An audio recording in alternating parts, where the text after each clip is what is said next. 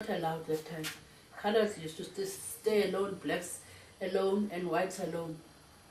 Colors and blacks were not mixing, and colors. Whites were alone, colors alone and blacks alone. That time there was too much of apartheid that time. So what was life like then? How did that affect you? No, nothing affected me about apartheid of the white people, no. Yeah. It's only the family apartheid. My family, like as I was telling you that I grew without a mother. Different women grew me up. My father used to pay them.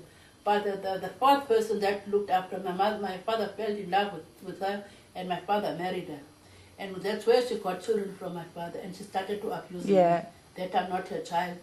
No food when I come from school, and when I was in standard 4, she told me I must stay out of school, I must look after the cattle, sheep and goats, must go to the field every morning, must wake up and take those things to the field. In the afternoon. And how did that make you feel? Do you remember how you felt? I was feeling sad, but I couldn't. Did you have anybody to talk to or anything? Nobody. There was nobody to talk to. Nobody. And that time I was very young. Nobody because all my aunties were far away, my father's sisters. There was no one that was near. Did you have friends?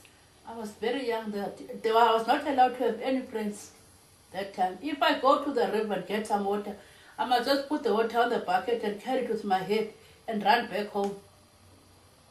And they will tell me, if they say, like the time is about 12 o'clock, I'm going to the river.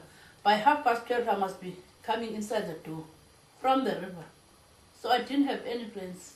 And what was your dad like with you during this time? My dad used to listen to his wife.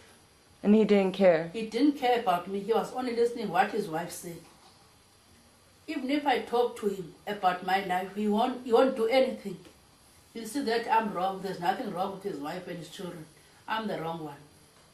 So that's why I had to run away from home and look for my auntie, my father's sister. So what happened when you left with the kids and moved to Cape Town? So I moved in Cape Town with my auntie. So we stayed, and my auntie passed away here in Cape Town. So now the things went wrong now because my auntie's children didn't want me because they couldn't support me because I was not working because I was still pregnant with Enrico.